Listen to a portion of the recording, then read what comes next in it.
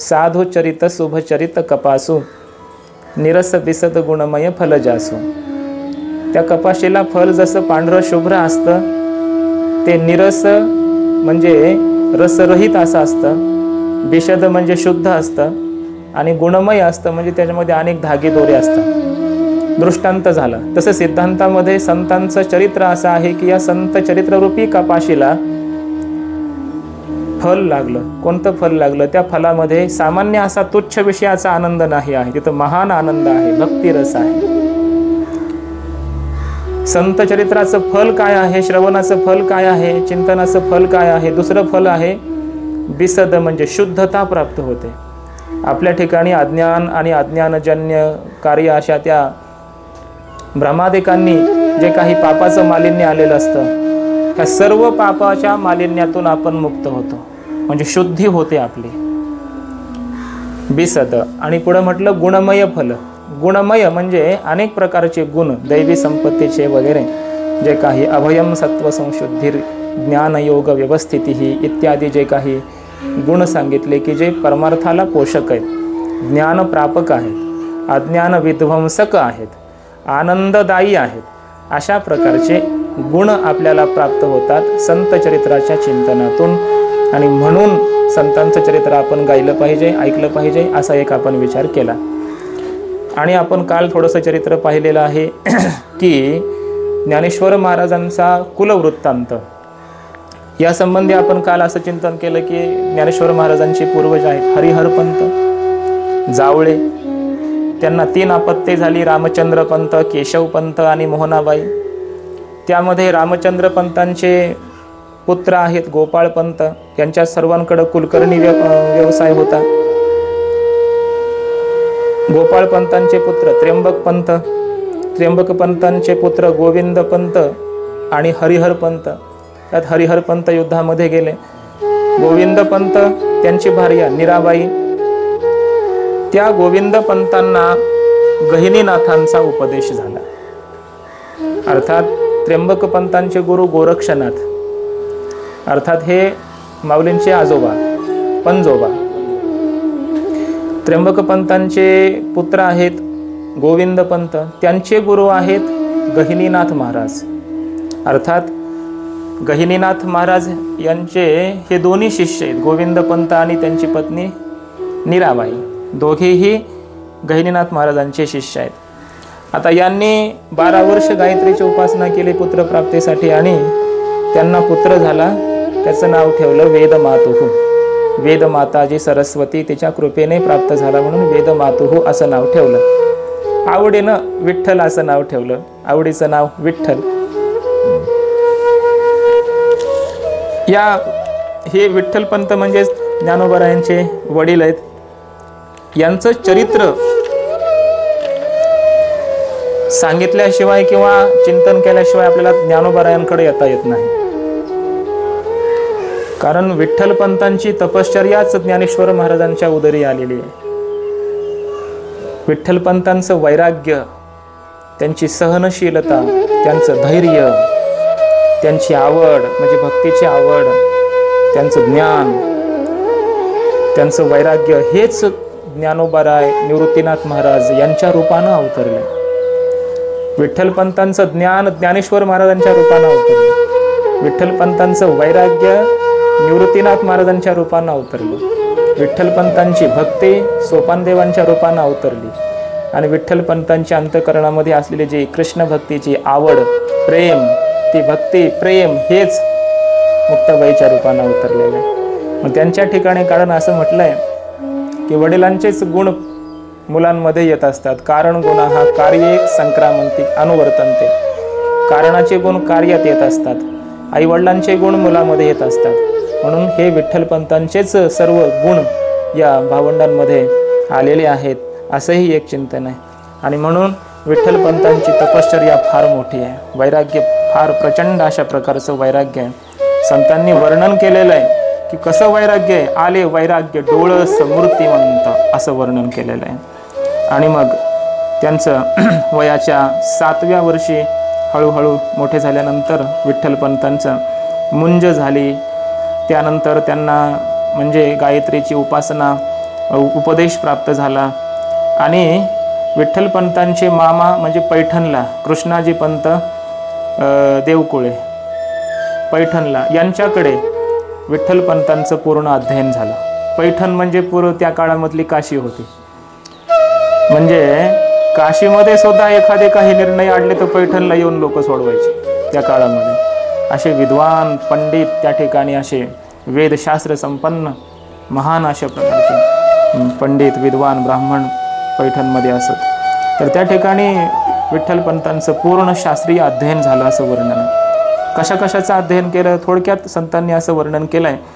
केले वेद पठन काव्य आणि व्याकरण, झालासे निपुण शास्त्रवक्ता.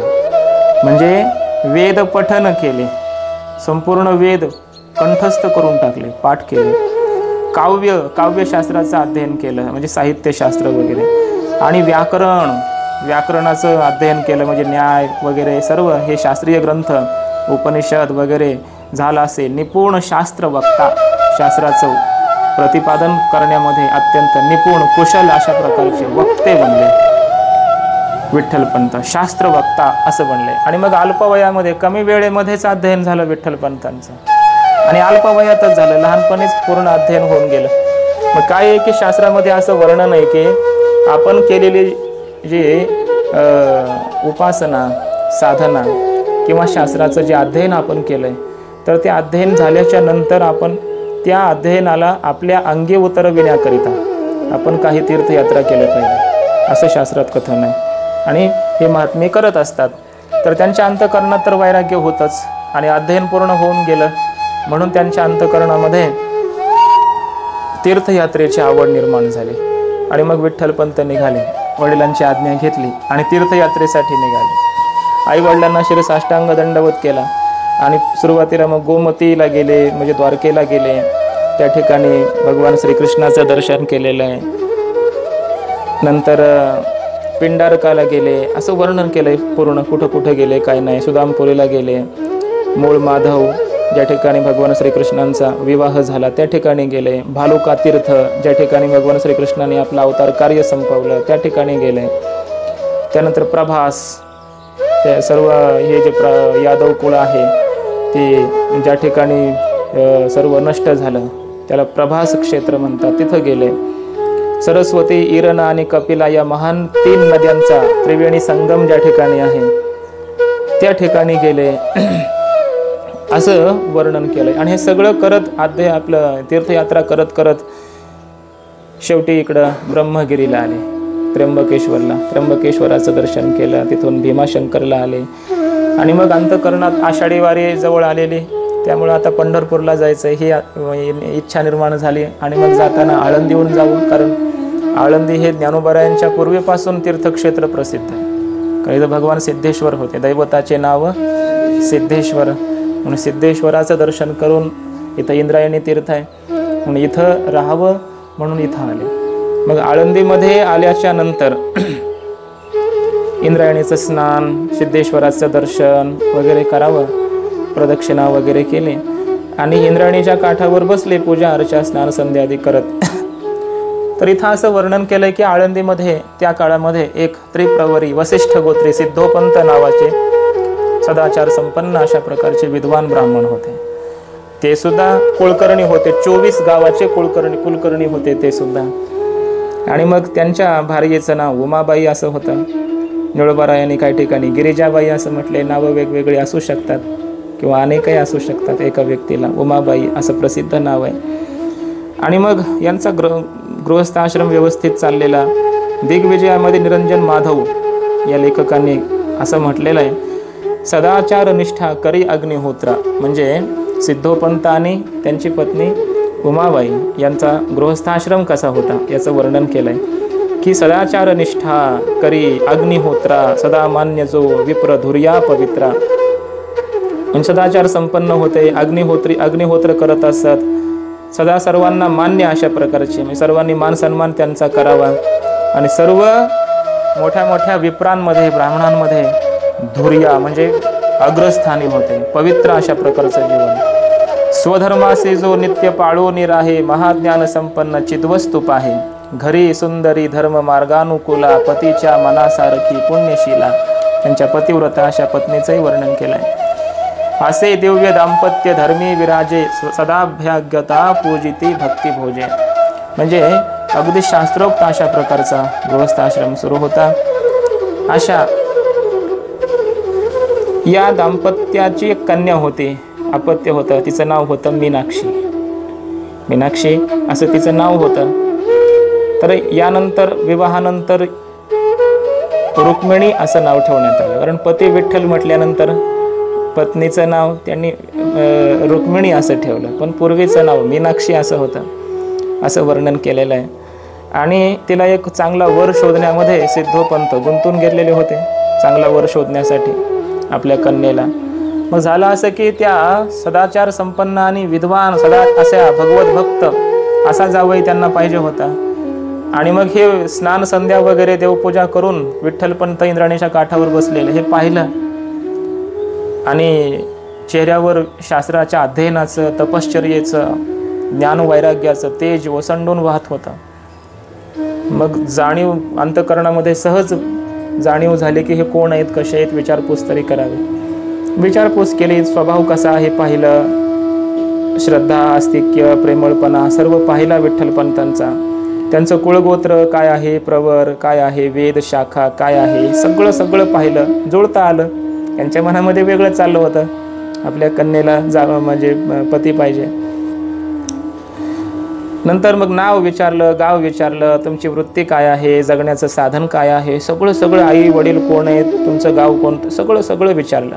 विठ्ठलपंतांनी सांगितलं, मी आपे गावचा आहे, माझे वडील गोविंद पंत आहेत, माझी आई निराबाई आहे, माझे मामा कृष्णाजी पंत आहेत, देवकुळे पैठणला आहेत, माझं अध्ययन पैठणला झालेलं आहे आणि मी तीर्थयात्रा करत आहे. एक मी द्वारकाधाम करून आलेलो आहे, पुढे मला रामेश्वरला जायचं आहे पुढचं धाम करण्यासाठी, आता आळंदी पंढर येऊन तसाच मी असं सगळं सांगितलं.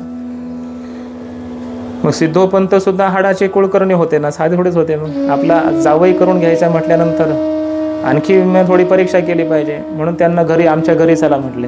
घरी घेऊन आले, त्यांचे स्वागत वगैरे केलं, राहण्यासाठी जागा दिली आणि जवळजवळ 15 दिवस त्यांना घरीच ठेवून घेतलं. म्हणजे तुम्ही इथंच राहा.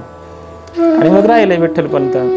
घरी पूजेला ठेविला तिस काही, तदा पाहिली रम्य चर्या तयाही. त्यांची चर्या, जीवनचर्या कशी आहे काय नाही सगळं 15 दिवसामध्ये पाहिलं. कसे होते विठ्ठलपंत त्याचं वर्णन केलंय पहा. निरंजन माधव म्हणतात, ज्ञानी रूपस सुकुलीन तरणा साधू तपस्वी असा, विद्यावंत विचारशील शुचिता सौजन्य सिंधू तसा, गांभीर्यादी गुणे सदा विलससी सत्पात्र भाग्ये आम्हा, जामाता हरीने दिला न करिता सायास ते आश्रमा. असं वर्णन केलं. अशा सर्व कुल सुकुलीन तरणा साधू तपस्वी विद्यावंत विचारशील शुचिता सौजन्य सिंधू गांभीर्यादी गुणांनी संपन्न अशा प्रकारचं सत्पात्र भाग्यानं आम्हाला प्राप्त झालं. आणि सिद्धोपंत विचार करू लागले की देवाने हरीने आम्हाला हा जामाता म्हणजे जावई काही सायास न करता सहजासहजी प्राप्त करून दिला. त्यांच्या मनामध्ये सर्व हा विचार चाललेला होता. आणि मग असं झालं की सारखा हा मनामध्ये विचार असल्यामुळे सिद्धोपंतांना रात्री स्वप्न पडलं. स्वप्नामध्ये भगवान सिद्धेश्वर गेलेले आहेत आणि भगवान सिद्धेश्वरांनी स्वप्नामध्ये जाऊन सिद्धोपंतांना सांगितलं की तुझी जी कन्या आहे ते विठ्ठलपंतांना देऊन टाक. अशा प्रकारचे स्वप्न दृष्टांत झाला. सकाळी उठल्याबरोबर सिद्धोपंतांनी विठ्ठलपंतांना सर्व आपलं स्वप्न सांगितलं. म्हणजे रात्री भगवान सिद्धेश्वर स्वप्नात आले माझ्या आणि असं म्हणाले. मनात यांच्याच होतं खरं तर, पण देवाची पण आज्ञा भेटली आणि मग सांगितलं की अशी देवाचीच इच्छा आहे की माझी कन्या तुम्हाला द्यावी. ते म्हटले मी यात्रा करण्यासाठी आलेलो आहे, मी थोडंच विवाह करण्यासाठी आलो आहे, मी विवाह करू शकत नाही म्हटले. नकार दिला पूर्णपणे. बरं, दुसरी गोष्ट अशी आहे की देवानं तुम्हाला सांगितलंय, मला थोडंच सांगितलंय. असं म्हटल्यानंतर मग रात्री झोपले आणि रात्री झोपल्याच्या नंतर विठ्ठलपंतांच्याही स्वप्नामध्ये भगवान सिद्धेश्वर गेले. देवाचीच इच्छा होती, पुढे सगळे भविष्य घडणार होतं. आणि सिद्धेश्वरांनी सांगितलं की ही जी सुकुलीन अशा प्रकारची कन्या आहे सिद्धोपंतांची, तिच्याशी तू विवाह कर. तिच्या उदरी महान असे ईश्वराचे अवतार येणार आहेत, जन्म घेणार आहेत. आणि तो विवाह कर. अशा प्रकारे भगवंताने दृष्टांत दिला विठ्ठलपंतांना सुद्धा. आणि मग विवाह करण्याचं मान्य केलं. त्या भगवंताने जी आज्ञा दिली, दृष्टांत दिला, त्याचं वर्णन संतांनी असं केलंय पहा. भक्ती आणि ज्ञान वैराग्य आवडी वसती उघडी तुझ्या अंगी मूर्तिमंत चारी जन्म हिच्या उदरी म्हणून स्वीकारे आज्ञा माझी. मूर्तिमंत चार हिच्या उदरामध्ये जन्म घेणार आहेत. कोण? भक्ती, ज्ञान, वैराग्य आणि आवडी. मगाशी मी सांगितल्याप्रमाणे सोपानदेवांच्या रूपानं भक्ती, ज्ञानोबरायांच्या रूपानं ज्ञान, निवृत्तीनाथांच्या रूपानं वैराग्यच आणि आवडीच्या रूपाने साक्षात मुक्ताबाई, आवडी हीच मुक्ताबाईच्या रूपानं अवतरित होणार आहे. असं सांगितल्यानंतर भगवंताची ही आज्ञा मानून विवाहाला होकार दिला. आणि नंतर मग पाचारोनी जोशी घटितार्थ पाहिला, गुण उतरला 36 देवक प्रतिष्ठा मिळाली ब्राह्मण घटिका झाली पूर्ण म्हणती द्विज. असं झालं की त्या काळामध्ये शेवटची ज्येष्ठाची तिथी उरलेली होती आणि त्या सुमुहूर्त असा होता की त्यानंतर मग लग्नाची तिथीही नव्हती बरेच दिवस. आणि मग आईवडिलांना तिकडं आपेगाववरून बोलावून घेण्या इतका वेळही नव्हता.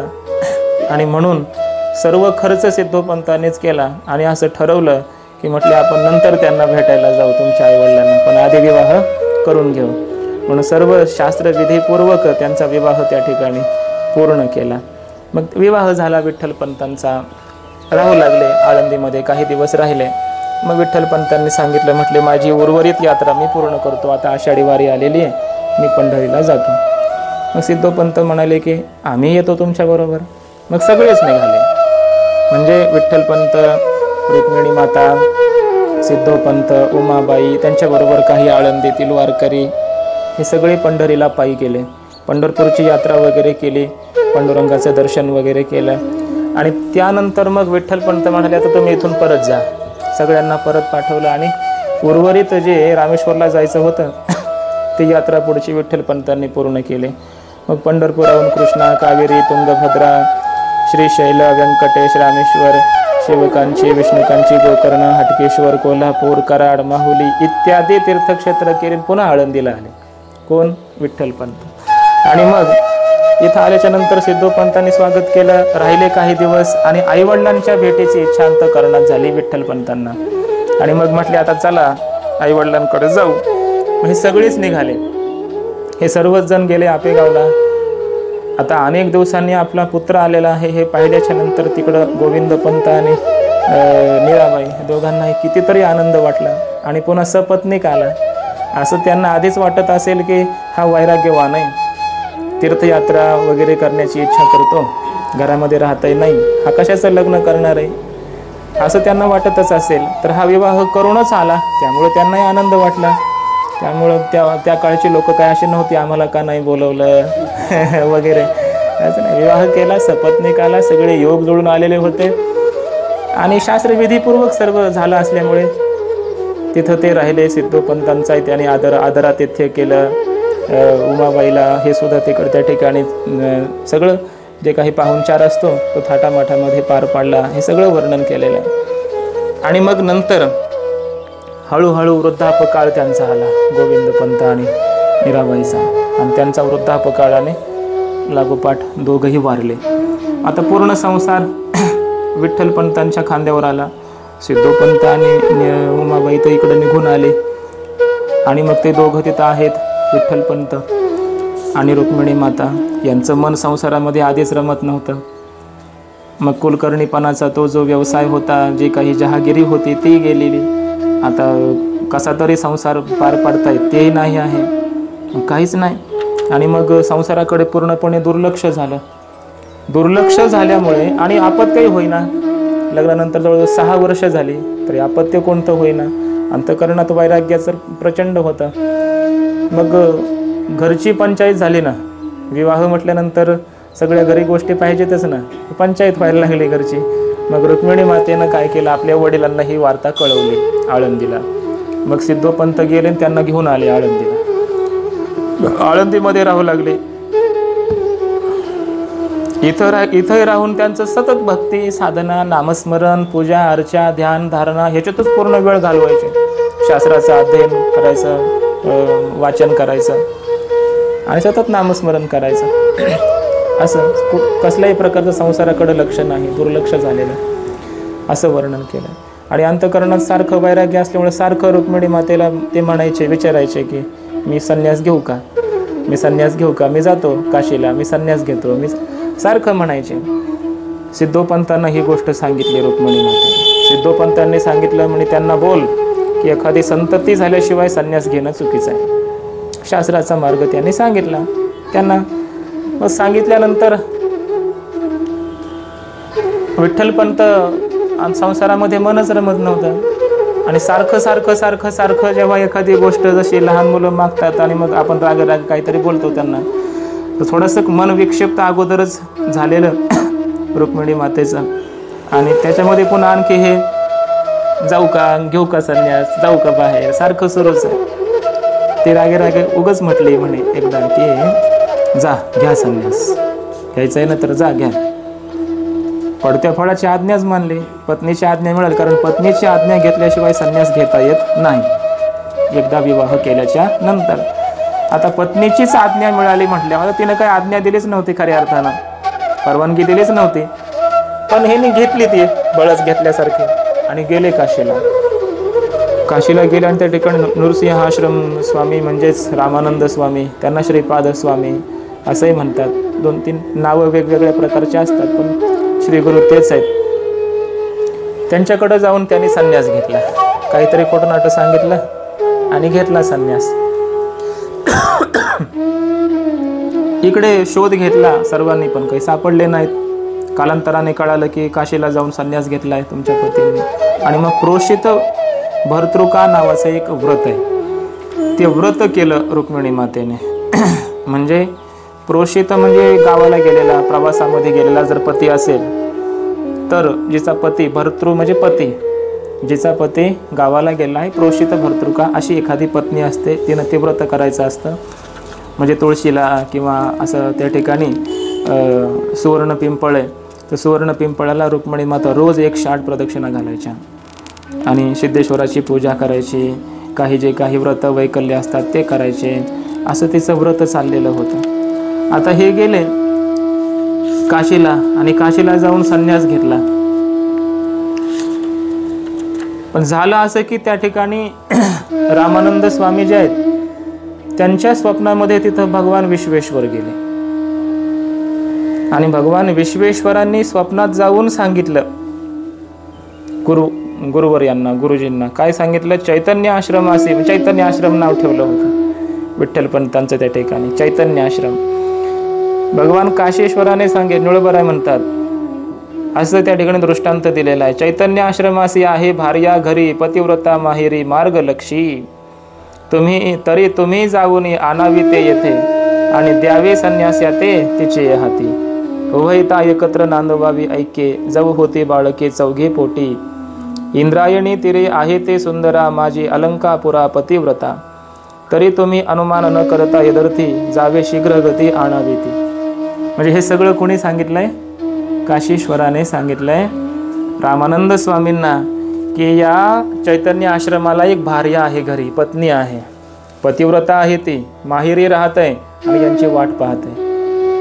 तुम्ही त्या ठिकाणी जा आणि त्यांना इथं घेऊन या आणि ह्या संन्याशाला तिच्या हातामध्ये देऊन टाका, परत द्या आणि त्यांना परत एकत्र नांदवा, गृहस्थ आश्रमात प्रवृत्त करा. त्यांच्या पोटी 4 बाळकं येणार आहेत, जे ईश्वराचे अवतार असणार आहेत. इंद्रायणीच्या तीरावर ते गाव आहे, त्याचं नाव आहे अलंकापूर. त्या ठिकाणी ती पतिव्रता राहते. काही अनुमान करू नका, काही विचार करू नका, शीघ्र गतीनं जा आणि तिला इथं घेऊन या आणि या संन्याशाला तिच्या हातामध्ये द्या. असं सांगितल्यानंतर रामानंद स्वामी आले तीर्थयात्रा करण्याच्या निमित्ताने आळंदीला आले. आळंदीला आल्याच्या नंतर इथं सुवर्ण पिंपळाचा जो पार होता त्या पारावर बसले. मग त्या ठिकाणी आलेल्या काही यात्रेकरूंनी, भक्तांनी दर्शन त्यांचं करावं आणि त्याच ठिकाणी पिंपळाला प्रदक्षिणा घालण्यासाठी रुक्मिणी माता आलेली. कोणी साधू आहे, महात्मा आहे, संन्यासी आहे म्हणून तिनं दर्शन केलेलं आहे.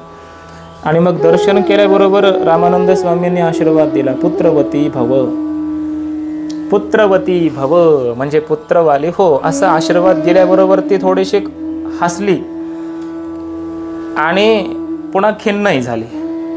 हे पाहिलं रामानंद स्वामींनी आणि म्हटले की बाई माझा आशीर्वाद खोटा नाही होणार, का हसते तू, का खिन्न झाली सांग. तेव्हा तिनं सांगितलं, महाराज मी असं ऐकलंय की माझ्या पतीनं काशीला जाऊन रामानंद स्वामीकडं संन्यास घेतलेला आहे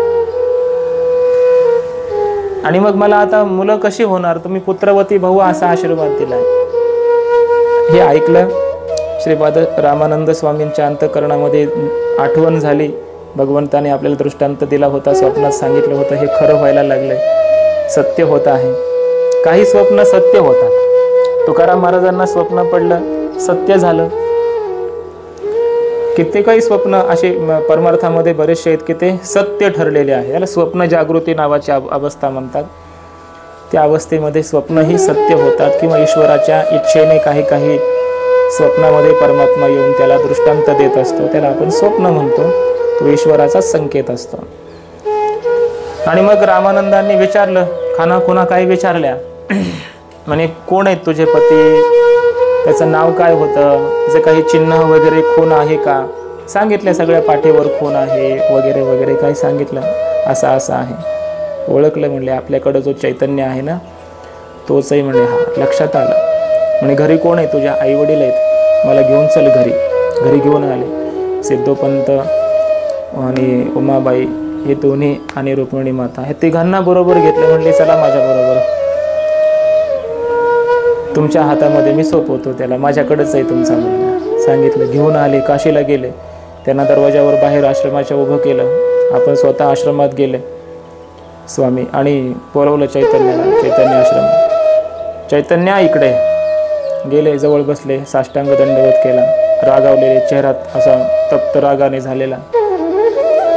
आणि मग थोडंसं जोरात शब्द वापरले. म्हणजे खरं सांग तुझ्या घरी कोण आहे, असं बोलल्याबरोबर मग ओळखलं की आता यात्रेला गेले होते, यांना खरं कळालं असेल काय. चरणावर डोकं ठेवलं, दंडवत घातला. मला क्षमा करा म्हटले. माझ्या घरी माझी पत्नी आहे, तिचं नाव रुक्मिणी आहे आणि माझे सासू सासरे आहेत. हे सांगितल्याबरोबर त्यांचा राग उतरला. म्हणजे त्यांना बोलवामध्ये घेऊन आले आणि मग असं वर्णन केलं की गृहस्थी बनवलं, पुन्हा गृहस्थी बनवली. म्हणजे त्याचाही काही विधी असतो. पहिली गोष्ट तर भगवंताचीच आज्ञा आहे. आता ईश्वराची आज्ञा म्हटल्यानंतर रामानंद स्वामींनी काही अनुमान किंवा काही विचार केलाच नाही. दुसरी गोष्ट अशी की शास्त्रामध्ये काही अशा प्रसंगी काय करावं हे त्याचे पर्याय पण सांगितलेले आहेत. म्हणून त्याला घृतकुंभ संभव म्हणतात. एक विधी आहे. घृत म्हणजे तूप, कुंभ म्हणजे घट. त्या घटामध्ये, घागरीमध्ये तूप भरायचं आणि एक कणकेचा गोळा करायचा. त्याची म्हणजे कणकेचा जो गोळा असतो त्याचा पुरुषाची मूर्ती बनवायची आणि त्याच्यावर अगदी जातकर्मादी पूर्ण संस्कार करायचे.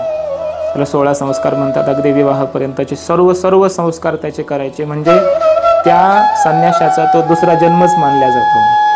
म्हणजे संन्याशाचा पुन्हा गृहस्थी झाला असं मानायची गरज नाही, त्याचा हा जन्मच दुसरा आहे. मग तो घृतकुंभ संभव नावाचा एक विधी आहे. तो विधी त्या ठिकाणी केला आहे त्यांनी. आणि वस्त्र वगैरे घेतले, भगवे वस्त्र काढून घेतले, काठी कमंडलू घेतलेला आहे आणि सांगितलं जा गृहस्थ आश्रमामध्ये प्रवृत्त व्हा, माझी आज्ञा आहे तुला आणि ईश्वराचा संकेत आहे, त्यामुळे काही वेगळं मानण्याची गरज नाही. आले आळंदीला. आता इथून पुढचं जीवन त्यांचं फारच भयंकर अशा प्रकारचं आहे. विठ्ठलपंतांचा छळ झाला त्या ठिकाणी. मग विटंबिली काया नाशिला परमार्थ लोक म्हणू लागले. वेदबाह्य अनर्थ केला येणे. कामलोभी तरी का झालास हे संन्यासी. तुझ्या अंतकरणात काम होता, लोभ होता, तर संन्यास कशाला घेतलास. नेले पूर्वजासे अधप पाता. नरकाला गेल तुझे पूर्वज. संन्यासी होऊनी भार्येशी संबंध स्वप्नी हे निषिद्ध न देखावे. घेऊन या पत्नी पहुडे हा शेजेशी पापात्मा संन्यासी पापरूपी. म्हणते हा पतितांचा शिरोमणी. महापातकी आहे, हा पतित आहे असं म्हणून त्यांना आळंदीमध्ये राहायला जागा दिली नाही. सिद्धोपंतांनाही दम दिला आणि असं म्हटलंय की द्विजी घातले वाळीत आप्तवर्गी सांडिले त्वरित. सगळे जे काही आप्तवर्ग होते आपले नातेवाईक त्यांनी पण त्याग केला, सर्व ब्राह्मणांनी त्याग केला, म्हणजे वाळीत टाकलं. वाळीत टाकणं म्हणजे काय? वाळीत टाकणं याचा अर्थ असा होता, पूर्वी सर्वात भयंकर ते असायचं, म्हणजे चांभारानं त्यांना काही चप्पल द्यायची नाही, पायात वाहना द्यायच्या नाही, कुंभारानं त्यांना काही एखादं मडकं काही भांडे द्यायची नाही, न्हावी असेल तर त्यांचे केश कर्तन करायचे नाही, सगळं गावातल्या कोणीही संपर्कात यायचं नाही, लहान मुलांनी खेळायचं नाही बरोबर, कोणी भिक्षा द्यायची नाही, पाण्याचा जो ओठा असायचा जे पिण्यासाठी गावाचं ते पाणी प्यायला सुद्धा यांना येऊ दिलं नाही. अत्यंत भयंकर अशा प्रकारचा त्या ठिकाणी त्यांचा छळ केला. आणि मग शेवटी खोपट बांधून अरण्यात कांते सहित राहिला. सिद्धपेठामध्ये हे राहू लागले. भिक्षा मागून आणावी, परंतु तेही लोक देत नसायचे. फार मोठा अशा प्रकारचा उपहास होऊ लागला. हसीनले लोक हसायचे. बरवा हा संन्यास करीती उपहास दर्शनाचा. द्विजे वाळी येले जगी सांडी येले सेखी उपेक्षिले आप्तवर्गी. सगळ्यांनी उपेक्षा केली शेवटी. आणि मग राहणं कठीण झालं, जगणं कठीण झालं विठ्ठलपंतांना. आणि म्हणून चला म्हटले आता आपल्या गावी तरी जाऊ, कारण त्या ठिकाणी ब्राह्मण वस्ती कमी आहे तर आपल्याला त्रास कमी होईल. म्हणून शेवटी आपेगावला गेले आणि तिथं राहू लागले. तिथं काही कालपर्यंत राहिले आणि तिथं राहिल्याच्या नंतर तिथं असं वर्णन केलं, तिथं त्यांना त्रास मग कमी झाला का, स्वतःचं घर होतं काही त्यांचं, आणि त्यामुळं कसे तरी त्या ठिकाणी ते राहू लागले. त्रास लोकांचा कमी होऊ लागला. आणि मग असं करता करता विवाहानंतरही ऐसी 12 वर्षे क्रमिले निगोते झालीसे संतते 4 जण, असं वर्णन आहे. म्हणजे पुन्हा गृहस्थ आश्रमात आल्याच्या नंतरही 12 वर्षांनी त्यांना संतती झाली, असं वर्णन आहे. म्हणजे 12 वर्षपर्यंत हा त्रास सहन केला समाजाचा. काही बोलायचे लोक, ते सगळं निंदा त्यांची ऐकावी. खरं तर सर्व विधी करून आले असल्यामुळे काही लोकांनी असं करायचं कारण नव्हतं.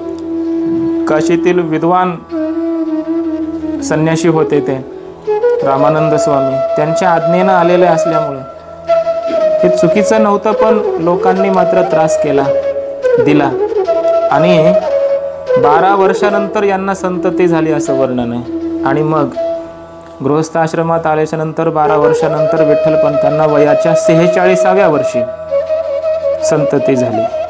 शके 1195 श्रीमुख संवत्सर माघवद्य प्रतिपदा प्रातःकाल सोमवार या दिवशी निवृत्तीनाथांचा जन्म झाला, असे वर्णन आहे. मग हे जन्मस्थान नेमकं कोणतं? म्हणजे अवतारच होते, हे ईश्वराचेच अवतार होते. सदाशिवाचा अवतार स्वामी निवृत्ती दातार, भगवंताचा भगवान शंकराने साक्षात अवतार घेतलेला आहे निवृत्तीनाथांच्या रूपाने. मी जन्मस्थान आळंदी मानायचं की आपेगाव मानायचं या संबंधी फार मोठा वादविवाद आहे, पण त्याच्यामध्ये आपण पडणारच नाही.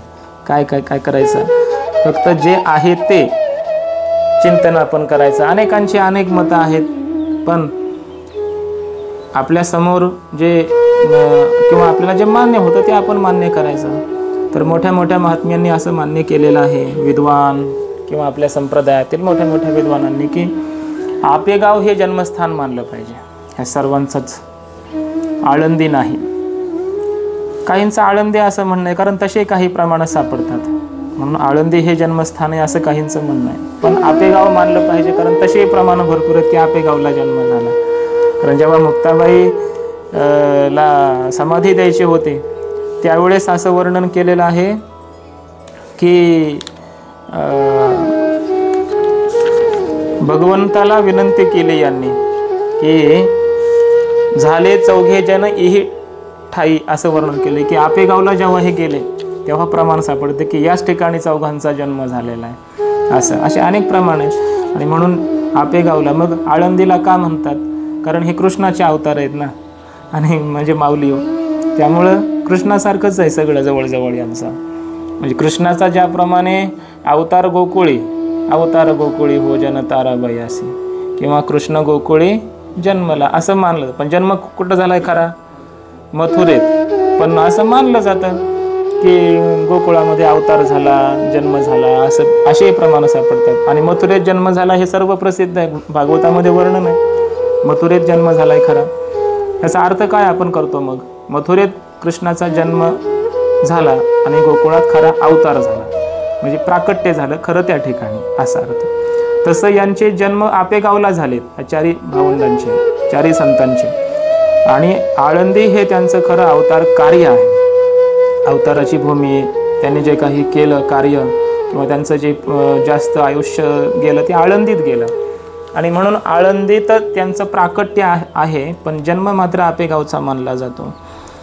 मग त्यानंतर म्हणजे निवृत्तीनाथांच्या जन्माच्या नंतर 2 वर्षाच्या अंतराने ज्ञानेश्वर महाराजांचा जन्म झाला. शके 1197, युवा नाम संवत्सर, श्रावणवद्य अष्टमी, गुरुवार, रोहिणी नक्षत्र, 2 प्रहर रात्र, निशितकाली चंद्र उगवत असताना, म्हणजे भगवान श्रीकृष्णाच्या जन्माच्या वेळी. यावरून ज्ञानेश्वर महाराज हे कृष्णाचेच अवतार आहेत, देवाचे अवतार आहेत हे सिद्ध होतं. कारण दोन्हीच्या अवताराची पूर्ण तिथी, वेळ, काळ सर्व एकच आहे. भगवान ज्ञानेश्वर महाराजांचा त्या ठिकाणी जन्म झाला.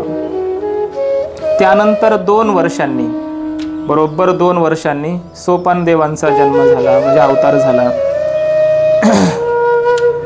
म्हणजे शके 1199 असं होईल आता ना, 2 वर्षाने.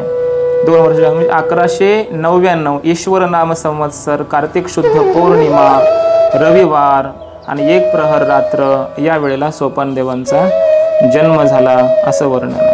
आणि यानंतर पुन्हा 2 वर्षाच्या अंतराने म्हणजे 1201 शके 1201 प्रमाथी नाम संवत्सर, आश्विन शुद्ध प्रतिपदा, सायंकाळी शुक्रवारी, चित्रा नक्षत्र, 3रं चरण, 12/10/1279 ही तारीख आहे. अशा वेळेला संत आदिशक्ती मुक्ताबाईचा जन्म झाला.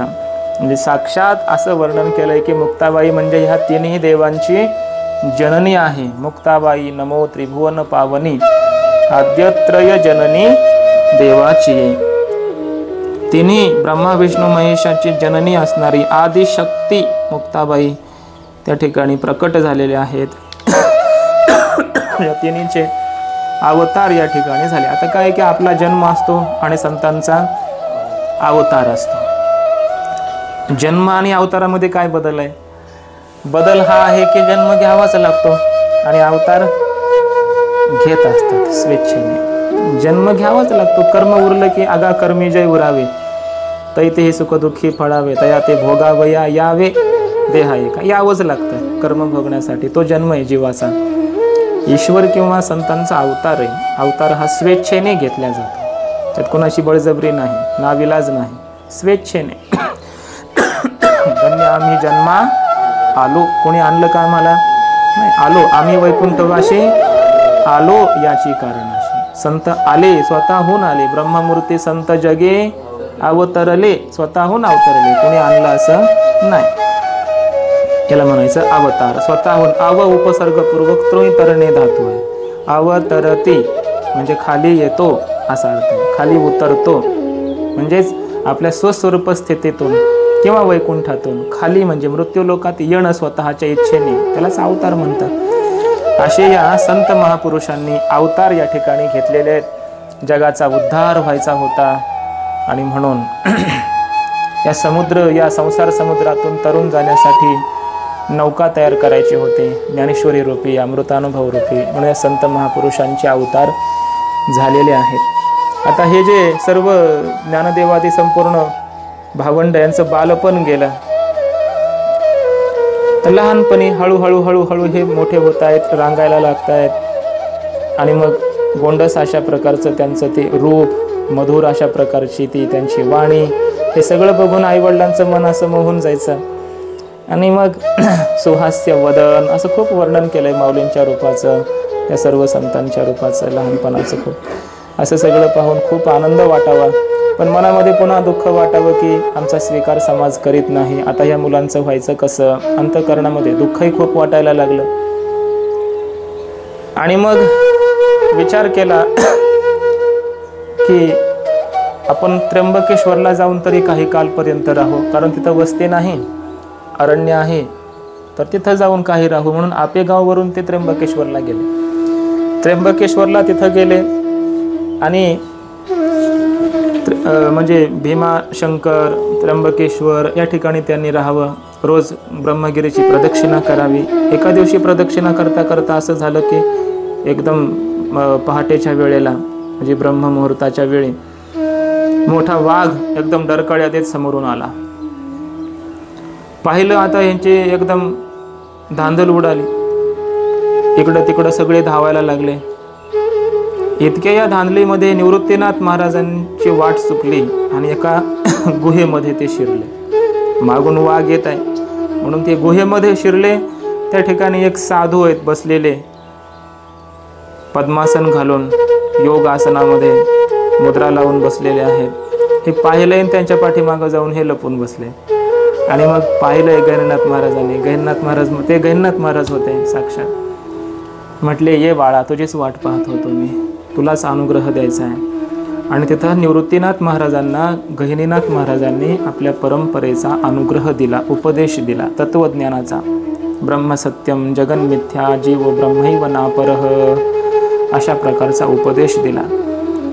म्हणजे जी संप्रदाय पुरस्सर अशा प्रकारची जी विद्या आहे, ब्रह्मविद्या ज्याला म्हणतात, त्या ब्रह्मविद्येचा उपदेश या ठिकाणी गहिनीनाथ महाराजांनी दिला.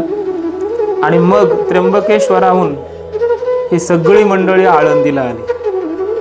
का? कारण विठ्ठलपंतांनी विचार केला की असं किती दिवस आपण इकडं तिकडं फिरायचं, या डोंगरावर त्या डोंगरावर, ब्रह्मगिरीला कुठं, आपेगावला कुठं. काहीतरी एकदा सोक्ष आता होऊनच जाऊ द्या. आपलं तर पूर्ण आयुष्य आता गेलेलंच आहे.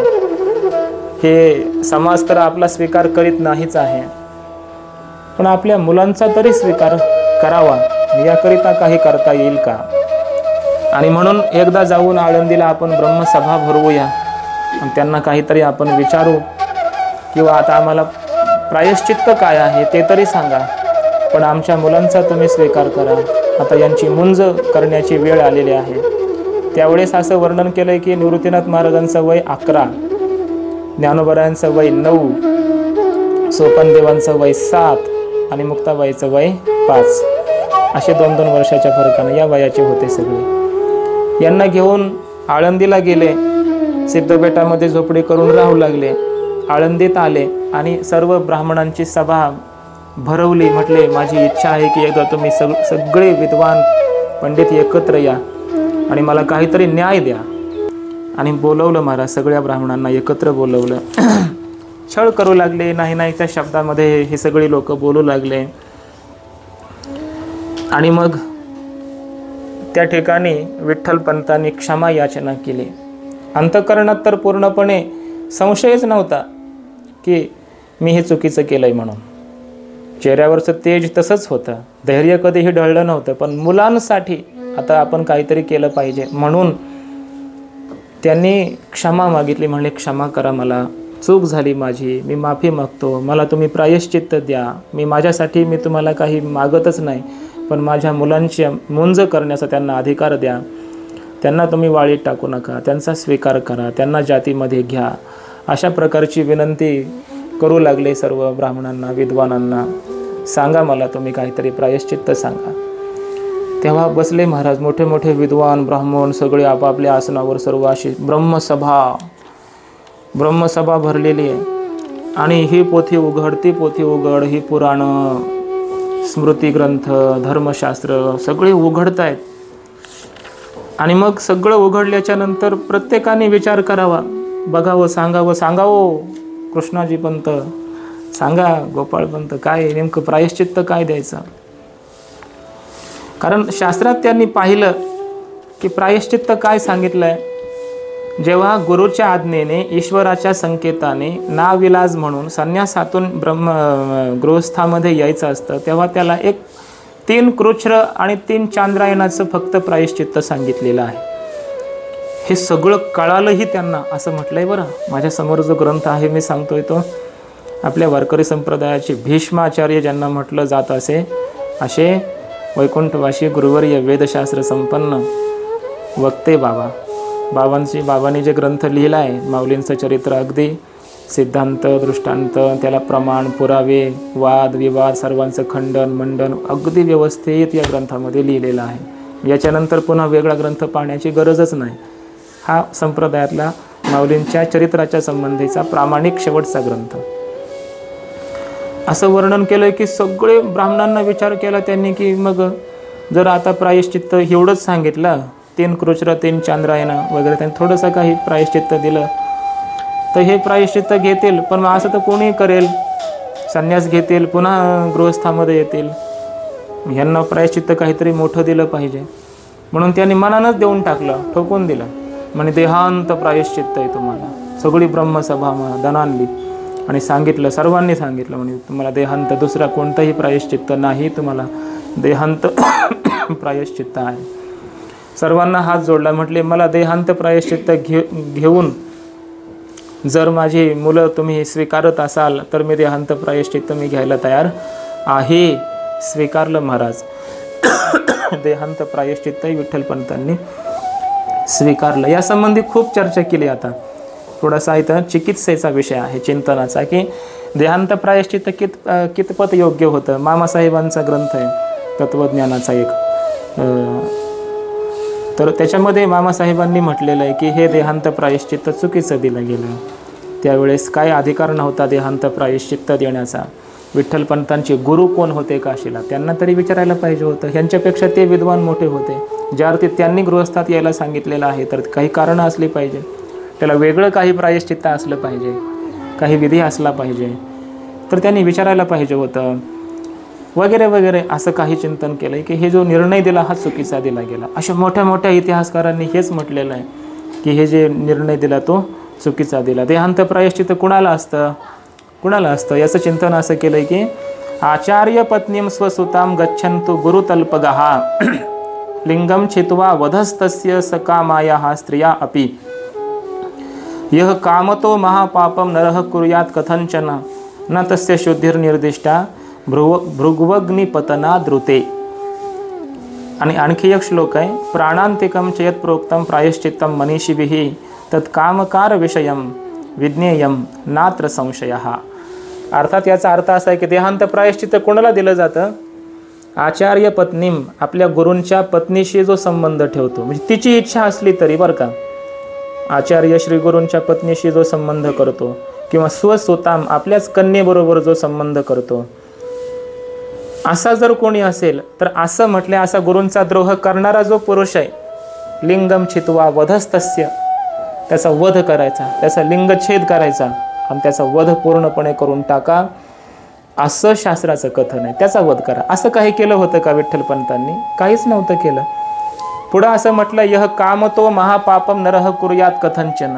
अंतःकरणामध्ये कामना उत्पन्न झाल्यामुळे जर एखादा संन्यासी गृहस्थामध्ये येत असेल, आसक्तीमुळे, म्हणजे कामकार विषयम, कामकारतेमुळे जर तो प्रवृत्त झाला असेल गृहस्थामध्ये पुन्हा, तर प्राणांतिकं चेत प्रोक्तम प्रायश्चित्तम मनीषिभिः, मग त्याला प्राणांतिक म्हणजे देहांत प्रायश्चित्त दिलं जावं, असं शास्त्राचं कथन आहे. पण कुणाला? जो कामकारी असेल, कामी असेल, आसक्तीने संसारामध्ये पुन्हा आला असेल तर त्याला. असं नव्हतं यांचं, विठ्ठलपंतांचं. मग असं नसतानाही मग देहांत प्रायश्चित्त यांना दिलं गेलं, हा एक चुकीचा निर्णय दिला गेला, असं वर्णन केलेलं आहे.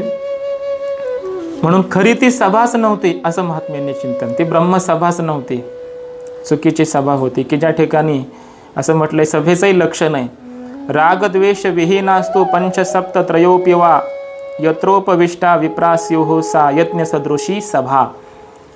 ती यज्ञासारखी सभा आहे म्हटले. ती सभा कशी सभा? की ज्या सभेमध्ये राग द्वेष रहित, कोणाच्या विषयी राग नाही, कोणाच्या विषयी द्वेष नाही, असे ब्राह्मण पाहिजे. ते 5 असोत, 7 असोत किंवा 13, ज्या ठिकाणी बसलेले असतात त्याला सभा म्हटलं जातं. पण यांच्या अंतःकरणामध्ये रागद्वेष होता, त्यामुळे ही खरी सभाच नव्हती, असंही महात्म्याने चिंतन केलंय. आणि म्हणून खऱ्या अर्थाने त्यांना कृच्छ्र आणि चांद्रायण अशा प्रकारचे व्रत सांगायला पाहिजे होते. याच्यापेक्षा वेगळं काही प्रायश्चित्त नव्हतं, पण तरीही त्या ठिकाणी देहांत प्रायश्चित्त दिलं गेलं. आणि मग पर्याय नव्हता. हा सगळा अभ्यास आणि हे सर्व ज्ञान विठ्ठलपंतांना होतं, पण हे माहिती असूनही त्यांचा नाविलाज झाल्यामुळे आपल्या मुलांच्या संततीच्या जातीच्या मध्ये स्वीकार व्हावा याकरिता म्हणून त्यांनी ब्राह्मणांचा हा जी आज्ञा आहे ते स्वीकारले आणि प्रायश्चित्त घेण्यासाठी निघाले. असं वर्णन केलं की आळंदीहून ते आपेगावला गेले, कारण इथं खूप त्रास होईल आपल्या मुलांना आपण गेल्याच्या नंतर, म्हणून आपेगावला आपल्या घरी त्या ठिकाणी त्या चारही भावंडांना ठेवलेलं आहे आणि आईनं आपल्या शेवटची शिकवण मुलांना दिलेली आहे. आता हे मी तर काही सांगू शकत नाही, सांगता मला येणारही नाही. अत्यंत भयंकर आणि म्हणजे हा दुःखाचा प्रसंग. ती चिमुकली 5 वर्षाची मुक्ताबाई, निवृत्तीनाथ महाराज, सोपानदेव, ज्ञानोबारा, ही लहान लहानच मुलं होती महाराज. 11 वर्ष म्हणजे काय वय, 5वीचा मुलगा आहे, म्हणजे थोडं थोडं कळायला लागलेलं आहे. ज्ञानोबाराय 9 वर्षाचे आहेत, सोपानदेव 7 वर्षाचे, मुक्ताई तर 5च वर्षाचे. म्हणजे अगदी लहान लहान लेकरं आहेत. त्या वयामध्ये हे आई वडील जाणार आहेत आपल्याला सोडून. काही ठिकाणी असं दाखवलं जातं की त्यांना झोपी घातलं आणि हे झोपेमध्ये निघून गेले, असं वर्णन नाही. ते पिक्चरमध्ये किंवा ते याच्यामध्ये चित्रपटामध्ये चुकीचं दाखवलं जातं बरंचसं. काय असं नव्हतंच. चारीही या मुलांना उठवलं रात्री आणि त्यांना शिकवण दिली, पुढं तुम्ही आयुष्यभर कसं जगा हे सगळा उपदेश केला, सांगितलं. मुक्ताईला सांगितलं, ज्ञानोबारायांना सांगितलं, निवृत्तीनाथांना सांगितलं. आणि कुणाबरोबर कसं वागावं, कोणाचा द्वेष करू नका, कोणाचा राग धरू नका, तुमचा कोणी छळ केला तर तुम्ही सहन करा, पण कोणाशी अपशब्द बोलू नका. ही कोणाची शिकवण आहे की ज्या समाजाने यांना कसल्याही प्रकारचं सुख दिलं नाही, त्रासच फक्त दिला, त्या समाजाबरोबर तुम्ही असं वागा, हा उपदेश करतायत. ही संस्कृती आहे, म्हणून त्यांच्या उदरी जन्म झालेला आहे ज्ञानोबारायांचा. तो आहे फार फार महाराज त्या ठिकाणी असं वर्णन केलेलं आहे. खूप खूप संतांनीच वर्णन केलेलं आहे ते, की पाय ओढत नसेल ना त्या लेकरांना सोडून जात असताना त्या आईवडिलांना, आई तरी बोलते, हुंबरडा फोडते, परंतु त्या वडिलांना तर काही रडता येत नसेल. म्हणजे कितीतरी अशा प्रकारचं अंतःकरण दाटून आलेलं, परंतु त्या मुलांबरोबर त्या रात्रीचं एक शेवटची चर्चा त्यांच्याबरोबर केलेली आहे, शेवटचा निरोप घेतलेला आहे, त्यांच्याबरोबर बोलत आहेत, सगळं काही शिकवलेलं आहे, सांगितलेलं आहे. रुक्मिणी आईने पुन्हा दरवाजात जावं, तिथून परत यावं, पुन्हा मुक्ताईला कवटाळून घ्यावं, पुन्हा निवृत्तीनाथांना कवटाळून घ्यावं, माझ्या ज्ञानदादाला कवटाळून घ्यावं.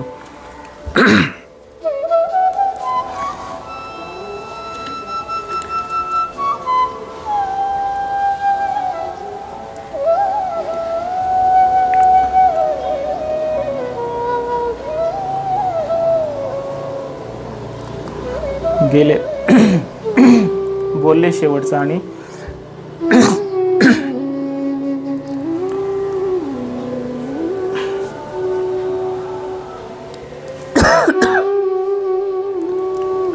निघाले. शेवटी पर्याय नव्हता काही, कारण प्रायश्चित्त घेतल्याशिवाय आणि देह सोडल्याशिवाय आपल्या मुलांचा स्वीकार तर समाजात होणार नाही. नाविलाज होता म्हणून निघाले. असं वर्णन केलं की त्या ठिकाणी गहिनीनाथ महाराज प्रगट झाले, त्यांनी उपदेश केला. कारण विठ्ठलपंतांना तर ज्ञान झालेलं होतंच, पण आईचं हृदय होतं ना ते, म्हणून